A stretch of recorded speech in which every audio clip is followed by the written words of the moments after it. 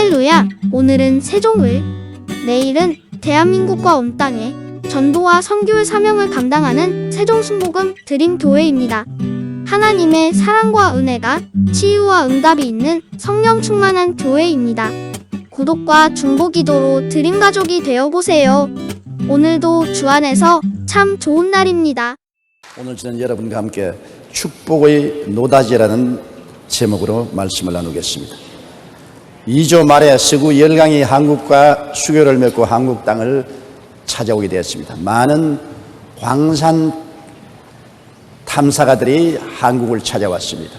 미국과 구라파에서 광산을 전문으로 탐사하는 분들이 와서 한국의 금, 은, 동철광을 탐사했습니다.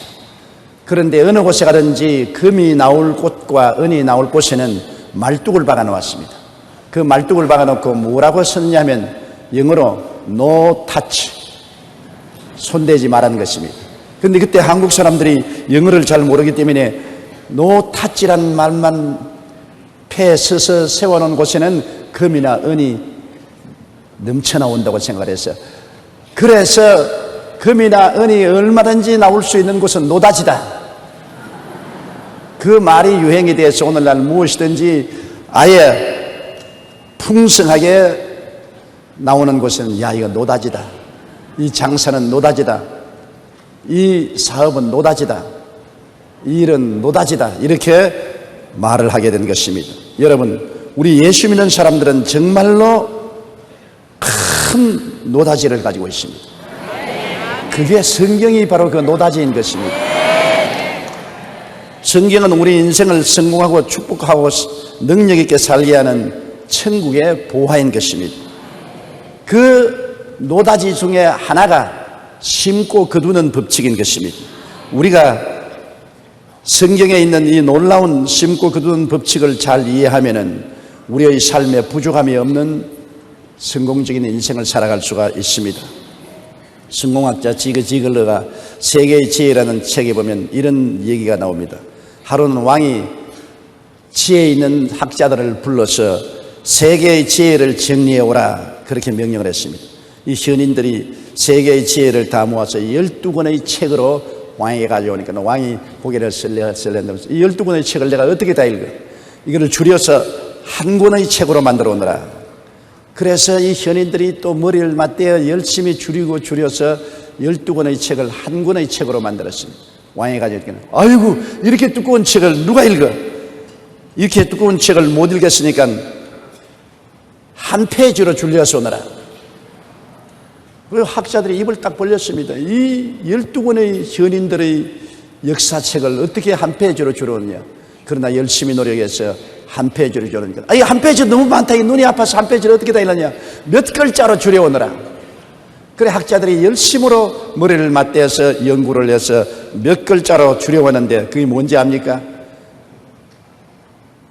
이 세상에 성공한 사람들의 기록을 12권의 책에서 몇 글자로 줄였는데 그 글자가 뭐냐면 공짜는 없다, 그 글이었습니다.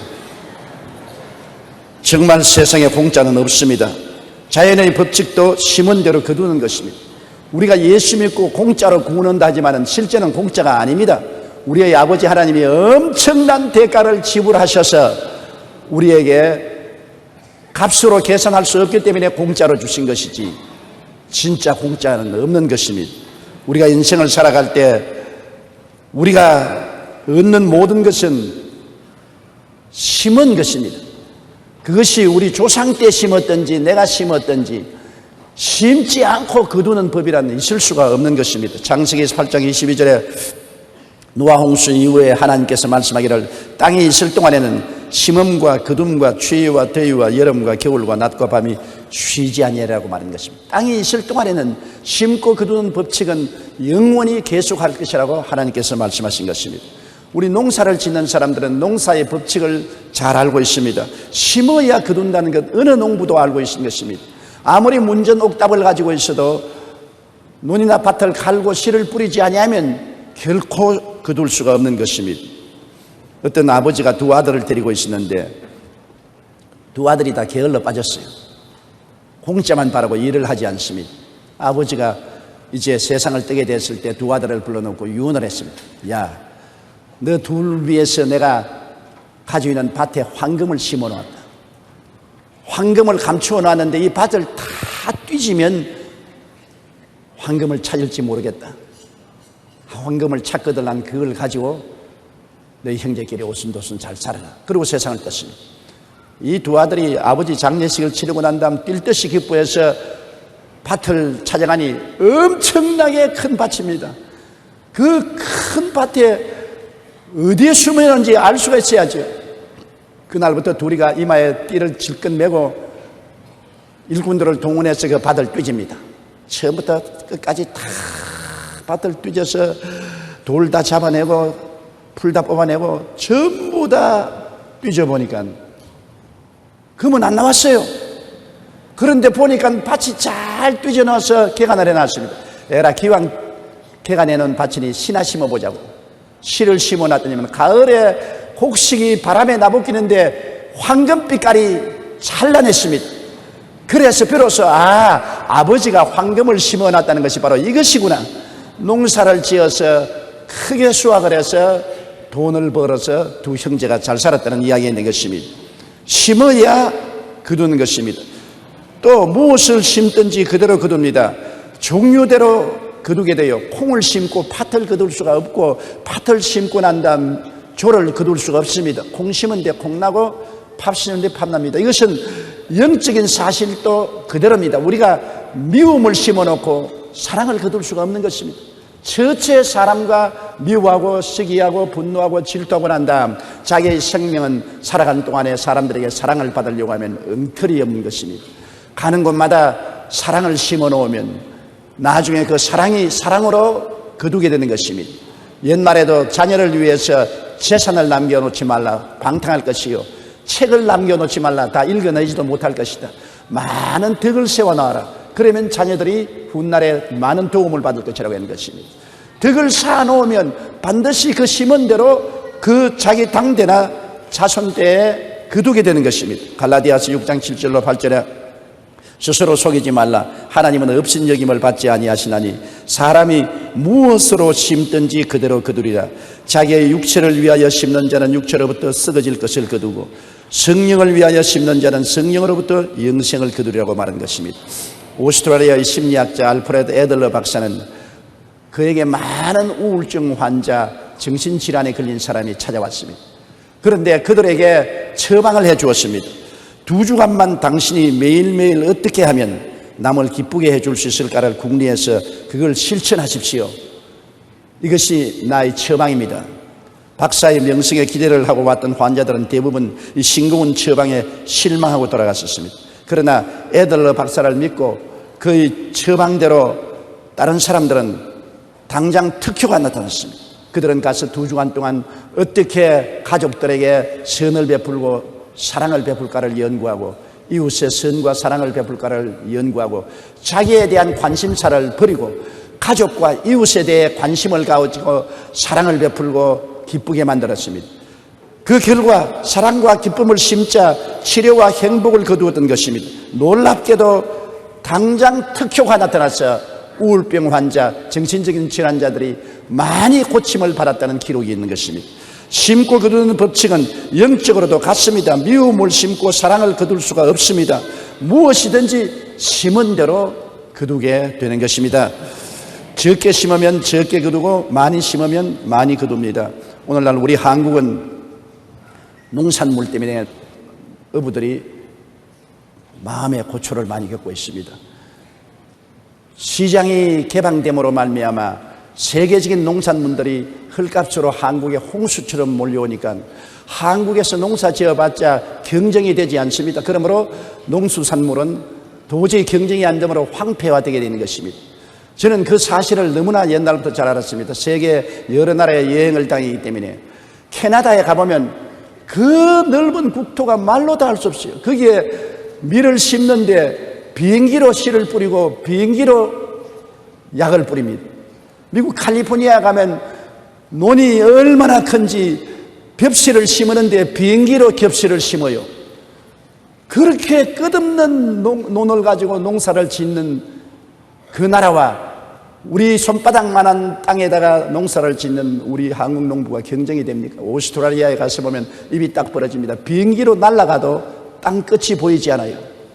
농부들이 이곳에 있는 농부하고 저곳에 있는 농부가 저녁 식사를 같이 하려면 약속을 해놓고 하는데 비행기를 타고 가서 저녁에 만나서 가족들이 모여서 식사를 하고 비행기를 타고 돌아오는 것입니다. 이럴 정도의 넓은 땅에 대량으로 심어서 거두니까 수확도 많고 돈도 많이 안 들어가므로 경쟁이 되지 않습니다. 그러므로 우리 농산물의 경쟁력은 상상할 수 없어요. 제가 작년에 청도에 갔을 때라도 농사를 짓는 농토에 나가봤습니다. 끝이 없어요. 서서 보니 끝이 없고 끝이 없는 곳에 그곳에 농산물이 심어져 있는데 입이 딱 벌어집니다. 아무리 해도 우리 한국의 농산물은 경쟁력이 없다는 것을 알게 된 것입니다. 그러므로 우리 한국의 농사는 특수 작물을 재배해 가지고서 고가의 농산물을 생산하지 않고는 일반적인 농작물로서는 세계 시장에 경쟁이 없다는 것을 저는 뼈저리게 느꼈습니다. 농산물, 축산물, 수산물도 한 가지인 것입니다. 이제는 특수 작물을 재배하거나 그렇지 않으면 공업에 주력하지 않고는 한국이 장차 살아갈 수 있는 길이 없는 것입니다. 적게 심으면 적게 거두고 많이 심으면 많이 거둔다는 것은 이 세상의 영적인 물적인 법칙인데 우리 한국적인 현실에서 좁은 땅에 많이 심을 수가 없습니다. 그러므로 많이 거두지 못하지. 적게 심으니까 적게 거두죠. 적게 심고 적게 거두는 자가 많이 심고 많이 거두는 자하고 경쟁이 됩니까? 가격면에 경쟁이 안 되므로 도저히 살아남을 수가 없는 것입니다. 이러므로 우리는 영적인 생활에서도 적게 심으면 적게 거두고 많이 심으면 많이 심는다는 것을 알아야 되는 것입니다. 어찌하든지 하나님의 나라를 위해서 나는 적게 심으려고 애를 쓰는 사람은 종국적으로 적게 거두게 되는 것입니다. 나는 어떻게든지 이웃에 적게 도와주고 살아야 되겠다. 그러면 적게 거두는 것입니다. 인생은 심고 거두는 법칙을 피해서 살 수가 없습니다. 많이 심으면 많이 거두게 되어 있는 것입니다. 또 아무리 심어도 하나님의 도우심이 있어야 거둘 수 있는 것입니다. 이번 우리 홍수를 보십시오. 1년 농사 아무리 작심하고 열심히 잘 심어놔도 홍수가 나서 확 썰어가 버리면 아무것도 남은 것이 없습니다. 천재 지변이 다가오면 인간의 힘으로 어찌할 수가 없는 것입니다. 우리 한국에도 수해를 많이 겪었지만 북한도 엄청난 수해를 겪었다고 합니다.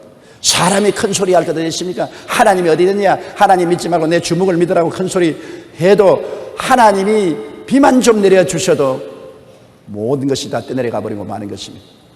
인간은 하나님의 은총과 축복 하에서 잘 살 수가 있지 하나님의 은총과 축복 없이 절대로 잘 살지 못합니다. 시편 65편 9절에 땅을 돌보사 물을 떼어 심히 윤택하게 하시며 하나님의 강에 물이 가득하게 하시고 이같이 땅을 예비하신 후에 그들에게 곡식을 주신다고 말씀하고 있는 것입니다.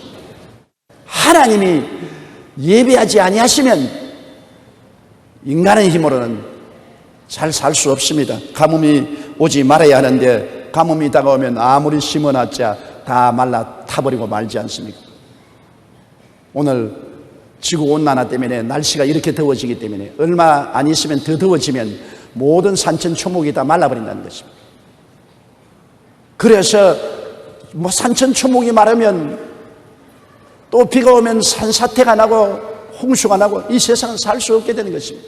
인간이 자연을 짓밟고 자연을 남획하고 자연을 존경하지 아니하므로 자연의 분노가 우리의 삶 속에 쏟아지는 것입니다. 저도 70평생을 살았지만 금년에만큼 전국적으로 수해가 오는 것도 처음 보았고 올해만큼 더운 것도 처음 체험했습니다. 자연에 큰 반란이 일어나고 있는 사실을 우리는 목도하고 있는 것입니다. 아무리 농사를 잘 지어도 홍수가 오지 말아야 돼요. 홍수가 오면 기름진 들판이 완전히 모래사장이 되어버리고 마는 것입니다. 태풍과 호우와 차가 오면 어떻게 사람이 감당했습니까? 또 병충해가 심하지 말아야 되는 것입니다. 심어놓은 곳 병충해가 와서 다 갉아먹어버리고 고사시켜버리면 농사가 되지 않지 않아요. 지진이나 화재가 나지 말아야 되고 또 날씨가 추워져서 냉해가 다가오면 곡식이 자라지 못하고 열매를 맺을 수가 없는 것입니다. 사람이 아무리 노력해도 하나님의 축복이 없이는 헛사가 된다는 것을 알아야 되는 것입니다. 이거는 비단 농사뿐 아닙니다. 인간 농사인 자녀를 기르는 것으로부터 시작해서 사업과 생활 전반에 걸쳐서 하나님의 축복이 있어야 인간의 행하는 일에 열매를 맺지, 하나님이 복을 주시지 아니하면 인간의 모든 노력이 헛사가 되고 마는 것입니다. 신명기 28장 38절에 내가 많은 종자를 들에 뿌릴지라도 메뚜기가 먹음으로 거둘 것이 적을 것이라고 말한 것입니다. 우리 토지 소산과 곡식과 포도주와 기름을 풍성하게 주시는 이는 하나님이신 것입니다. 하나님이 문을 열면 닫을 자가 없고 닫아놓으면 열 자가 없습니다. 하나님이 높이는 개인과 민족은 망하지 않습니다. 우리가 이 땅에 살면서 심고 거두는 법칙은 자연적인 법칙이요 영적인 법칙이라는 것을 알아야 됩니다. 삶의 노다지가 바로 여기에 있는 것입니다. 우리가 어디에 가면 금을 캐고 은을 캘 것이냐, 외국 사람들이 노다지라는 간판 붙이는데 몰래 들어가서 캐야 되겠다, 그렇게 생각하는 것은 어리석은 일이지요. 우리의 삶의 진실한 노다지는 성경에 있고, 성경의 노다지의 법칙은 심고 거두는 데 있는 것입니다. 마귀가 와서 이 심고 거두는 법칙을 빼앗아가 버리는 것입니다. 심고 거두지 아니하고 심지 않은 데서 거두고 내가 노력하는 데서 빼앗으려고 애쓰도록 탐욕을 주어서 사람들이 망하게 된 것입니다. 고린도후서 9장 6절로 9절에 이것이 곧 적게 심는 자는 적게 거두고 많이 심는 자는 많이 거둔다 하는 말이로다. 각각 그 마음에 정한 대로 할 것이요 인색함으로나 억지로 하지 말지니 하나님은 절개내는 자를 사랑하시느니라. 하나님이 능히 모든 은혜를 너희에게 넘치게 하시나니 이는 너희로 모든 일에 항상 모든 것이 넉넉하여 모든 착한 일을 넘치게 하리 하심이라. 기록된 바 그가 흩어 가난한 자들에게 주었으니 그 여의가 영원토록 있느니라 함과 같으니라. 우리 심고 거두는 법칙에 제일 중요한 것이 11조인 것입니다. 11조는 하나님께 심는 것입니다. 11조는 내 것이 아니고 하나님의 것입니다. 하나님이 주신 축복 중에 9을 하나님은 우리에게 주시고 그 중에 하나만 달라는 것입니다. 인색한 마음이나 억지로 하지 말고 진실한 마음으로 11조를 하나님께 심으면 하나님이 거두게 해주시는 것입니다. 저는 지금으로부터 50여 년 전에 처음 서울로 올라올 때 서울이 어디 붙었는지도 몰랐습니다. 부산에서 완행열차를 타고 12~13시간이 걸려서 서울까지 오는 것입니다. 그때 기차는 추풍령 고개를 넘지 못해서 몇 번이나 푹푹 칙칙 하고 올라오다가 또 뒷걸음질 칩니다. 뒷걸음질 치는 기차 보았어요, 여러분? 추풍령이 너무 높아서 구름도 쉬어간다고 하니까 올라가다가 기차가 뒤로 미끄러져 내려가고, 나중에는 승객들 다 내려서 기차를 밀으라고 해서 또 내려서 또 기차를 밀었죠. 그래서 나중에 옆에 있는 사람이 물었습니다. 여기가 어디냐니까 천안이라고 해요. 서울이 어디쯤이냐니까 이제 얼마 안 가면 서울에 도착한다. 제가 애간장에 탔습니다. 왜냐하면 서울에 있을 곳도 먹을 곳도 아는 사람도 전혀 없었습니다. 더구나 전쟁으로 황폐화된 서울에 빈손 들고 올라오는데 어딜 가야 하는 것입니까? 그때 제가 야곱을 기억하고 기도를 드렸습니다. 하나님, 제가 빈손 들고 있을 곳도 없고 아는 사람도 없는 서울에 갑니다. 주님께서 저에게 서울에 가서 있을 것과 먹을 것과 살 길을 열어주시면 주님이 내게 주시는 축복 중에 10분의 1은 절대로 도둑질 안 하겠습니다. 내가 11조밖에 매달릴 데가 없으니 11조는 하나님께 반드시 드리겠으니 돌봐 주시옵소서. 그 기도를 한 것이 제 뇌리 속에 지금도 잊지 않습니다. 그날 이후로부터 시작해서 지금 70일까지 한 번도 11조를 도둑질해 본 적이 없습니다. 계속해서 주님께 11조를 심었고 하나님은 한 번도 저에게 굶겨주지 않고 입을 때 입고 먹을 때 먹고 있을 곳을 마련해 주신 것입니다. 11조의 축복은 저는 체험을 통해서 너무나 잘 알고 있는 것입니다.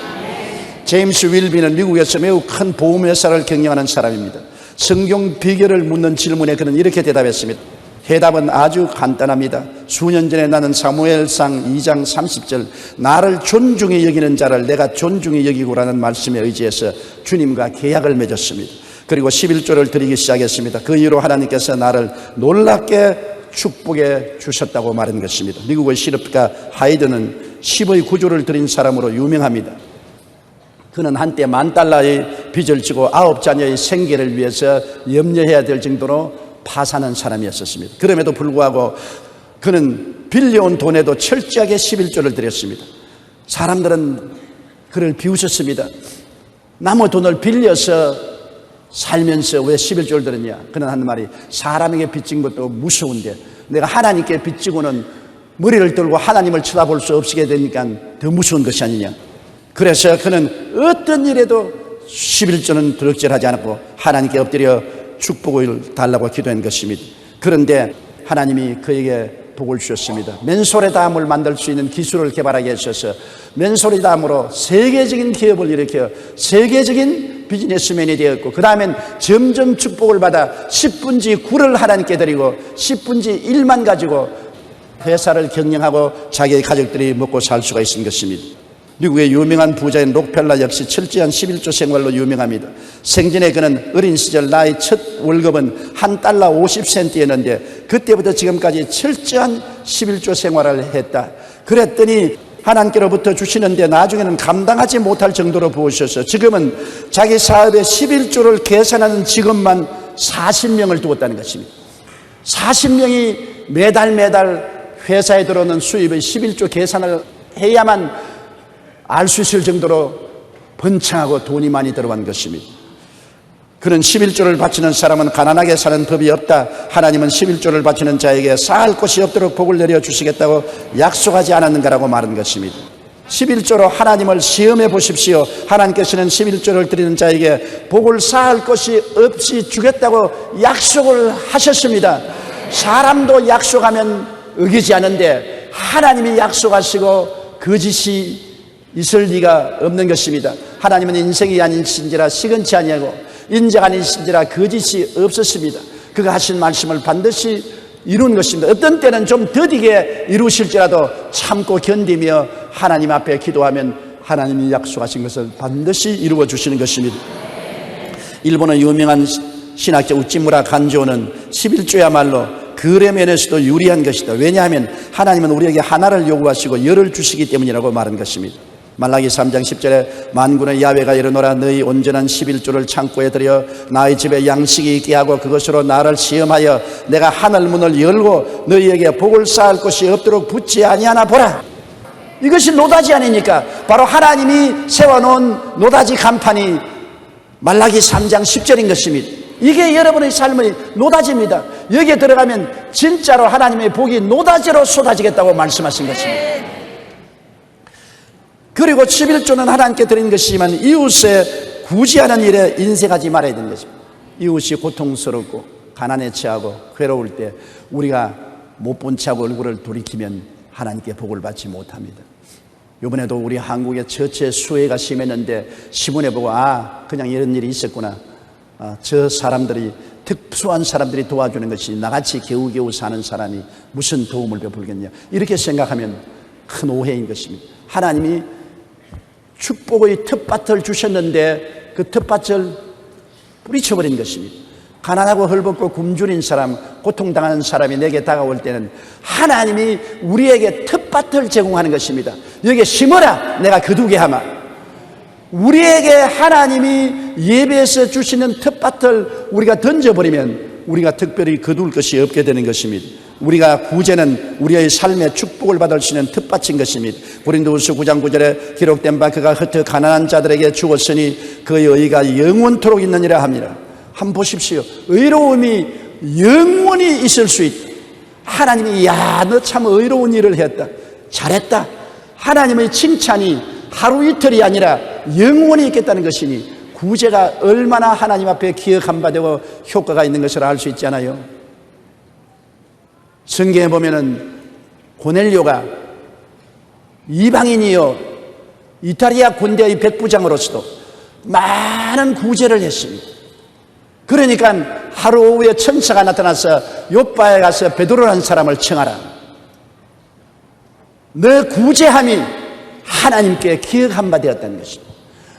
이스라엘 백성도 아닌 이방인인 이탈리아 대의 백부장이 하나님 앞에 많이 구제하고 불쌍한 사람을 도와주었는데 하나님이 그것을 기억하시고 베드로를 불러서 구원의 메시지를 듣게 하고 성령을 받게 해주신 놀라운 역사가 있는 것입니다. 도르가가 죽었을 때 사람들이 그를 목욕시켜서 옷을 입혀 다락에 얹혀놓고 베드로를 청하니까 베드로가 와서 기도하며 도로가가 살아났지 않습니까? 그때도 과부들이 울면서 말하기를 이 도로가 생전에 과부들을 많이 돌봐주고 우리를 위해서 만들어준 옷을 보라고 했습니다. 많은 구제를 하고 이웃을 도와주었으므로 이 도로가는 살아나야 된다고. 베드로가 하나님께 기도하니 하나님이 살려준 것입니다. 구제는 하나님이 그냥 기억하는 것이 아니라 영원히 기억하시는 것입니다. 그렇기 때문에 하나님께 11조를 드리고 이웃을 구제한 것은 나의 재산 목록에 들어와 있는 것입니다. 하늘나라 나의 구자에 반드시 기록되어 있는 것입니다. 이러한 바탕이 있어야 내가 하나님께 축복을 달라고 기도할 때 하나님께서 주저하지 아니하시고 응답하여 주시는 것입니다. 성경에는 누가복음 6장 38절에 주라 그리하면 너희에게 줄 것이니 곧 후회되어 누르고 흔들어 넘치도록 하여 너희에게 안겨주리라. 너희가 헤아리는 그 헤아림으로 너희도 헤아림을 돌아받을 것이라고 말씀한 것입니다. 허슨 테일러 선교사가 하루는 가난한 집을 신방하게 되었습니다. 가보니 그 집에 갓난아이를 앓은 젊은 여인이 몸이 아파 누워있는데 어린아이는 어머니의 빈 젖을 물고 젖이 안 나온다고 칭얼거리고 있었는데 집에 먹을 것이라는 건 아무것도 없었습니다. 그러나 허슨 테일러는 그에게 기도해주고 하나님이 축복하시고 돌봐주실 것입니다 하고서 그 집을 나오는데 성령께서 마음에 말씀합니다. 야, 이 위선자야, 이 거짓말쟁이야, 너희 포켓돈은 2실링 6펜스가 있지 않느냐? 2실링 6펜스를 가지고 있으면서 이 아무것도 먹을 것이 없고 병들고 어린아이가 칭얼거리는 이 과부를 보고 평안하시오, 하나님이 도와주실 것입니다 그 말하고 오느냐? 그래서 허슨 테일러가 하나님께 말씀, 하나님 난 내일 아침 식사를 해야 되는데 내일 아침값 2실링 6펜스밖에 없습니다. 야 임마, 내일 아침에는 내일이다. 오늘 이 과부는 어린아이와 함께 굶어 죽어가고 있다. 내가 그것을 포켓에 넣고 가겠느냐?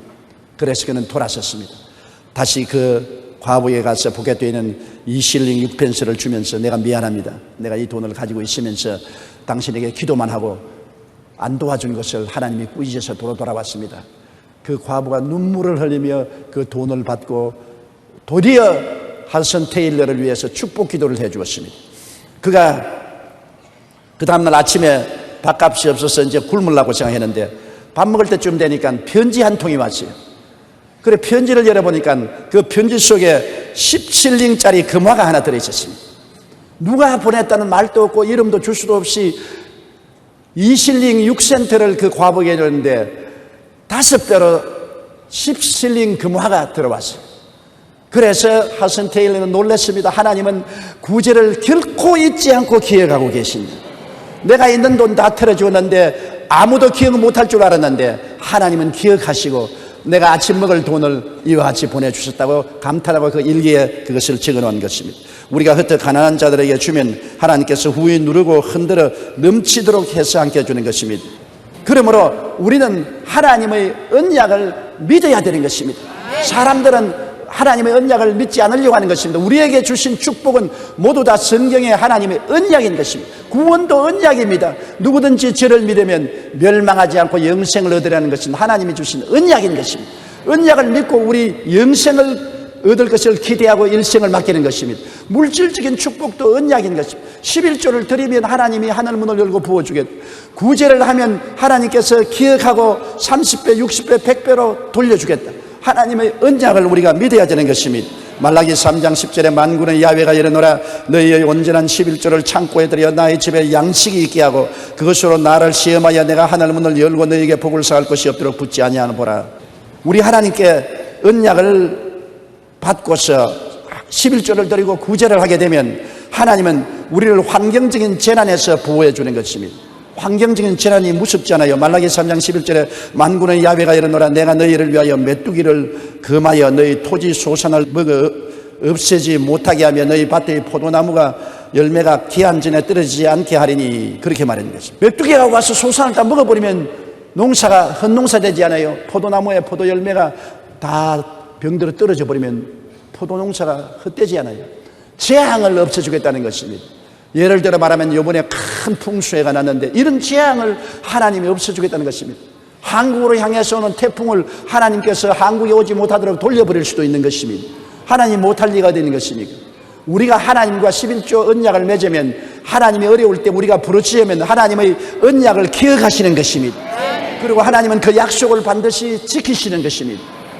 우리는 반드시 하나님께 복받기 위해서는 우리가 하나님께 부르짖어 기도할 수 있는 기초가 탄탄하게 써야 되는 것입니다. 내가 11조를 드리고 구제 인색지 아니하고 살았으면 이것이 내가 하나님께 부르짖을 수 있는 탄탄한 기초가 되는 것입니다. 하나님, 나는 11조도 억지하지 않았습니다. 나는 하나님 어려움에 처한 사람을 구제하는 데 인색지 않았습니다. 이제 내가 어려우니 주님께서 나를 도와주시옵소서. 어떻게 주님이 모른다고 하시겠습니까? 결단코 주님은 모른다고 하시지 아니하시는 것입니다. 그리고 우리의 삶은 다른 사람들이 보고 감탄할 것처럼 했습니다. 타인들이 보고 저 사람 어떻게 저렇게 영혼이 잘됨같이 범사에 잘되며 강건하고 생명을 얻되 넘치게 하느냐. 타인들이 우리를 보고 감탄할 정도로 하나님이 우리에게 복을 주시겠다는 것입니다. 말라기 3장 12절에 너희 땅이 아름다워짐으로 모든 이방인들이 너희를 복되다 하리라. 만군의 야훼의 말이니라. 모든 사람들이 우리를 보고 야, 저 사람 정말 복받았네. 어떻게 저렇게 되었나 감탄할 것입니다. 미국의 백화점 왕으로 유명한 존 워너메이커는 어린 시절 가난 때문에 학교 다니지 못하고 벽돌 공장에서 직공으로 일했습니다. 그러나 교회만큼은 열심히 출석했습니다.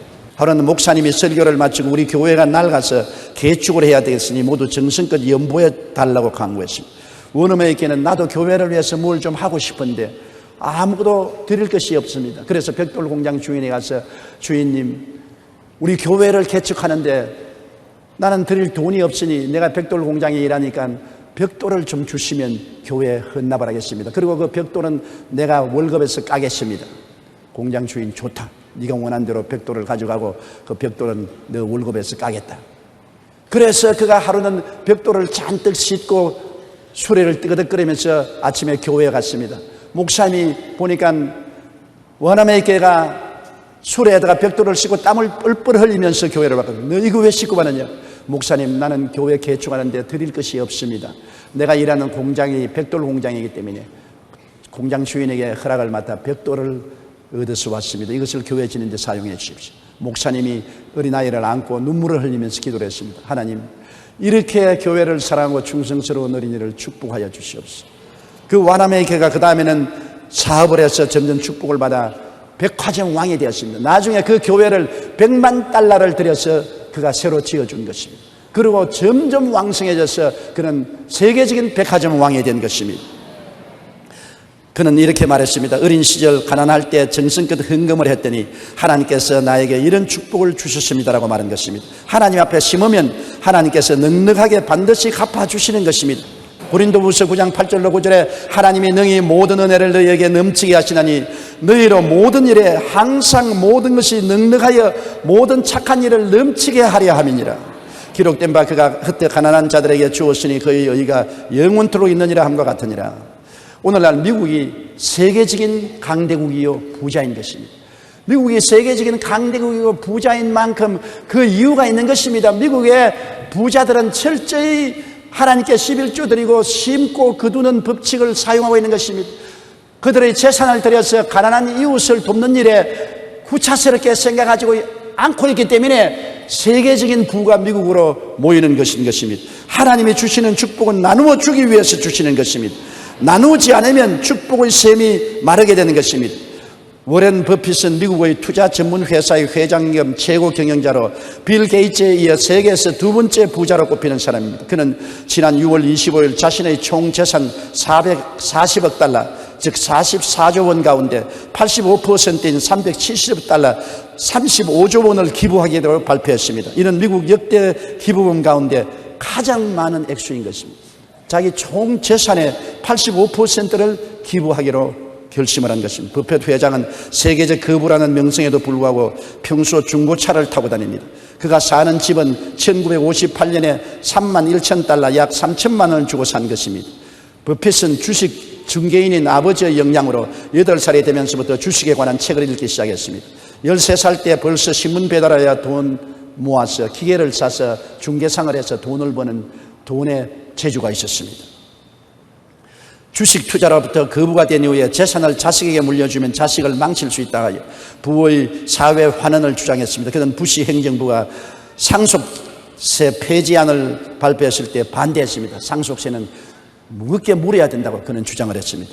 더욱이 법에서는 그의 기부금 가운데 90%는 자신이나 가족의 이름으로 된 재단이 아니라 현재 기부금을 가장 잘 운용하는 빌 게이츠 재단을 선택했습니다. 그는 평소 나누고 베푸는 삶을 살았기 때문에 하나님으로부터 복을 받아 이처럼 금액을 기부할 수 있게 된 것입니다.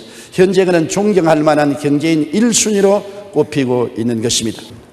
하나님이 주시는 축복은 나누어 주기 위해서 주는 것이기 때문에 나누지 않으면 축복의 샘은 말라버리고 마는 것입니다. 하나님은 우리에게 노다지를 주셨습니다. 그 노다지는 하나님께 11조를 드리고 이웃에 구제하는 것이 우리 노다지 과인 것입니다.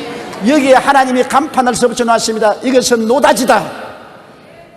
여러분, 이 하나님의 노다지를 아는 사람은 이 노다지 광에 들어가서 하나님의 예비한 축복을 풍성히 받기 위해서 절대로 11조를 도둑질하지 말고 이웃에 구제하는 것을 게을리하지 말게 되시기를 주님 이름으로 축원합니다. 다 같이 고개 숙여 기도드리겠습니다. 사랑이 많으신 우리 아버지 하나님, 하나님께서 우리 예수 믿는 사람들에게 노다지 광을 주신 것을 감사합니다. 하나님께서 주신 이 노다지 광은 우리가 11조와 구제를 통해서 그 대문을 열고 들어갈 수가 있습니다. 우리 성도들이 한 사람도 빠짐없이 하나님이 주신 이 노다지 광을 구경만 하지 말고 들어가서 금은 보화를 캐낼 수 있도록 축복하여 주옵소서. 예수님 이름으로 기도드리옵나이다.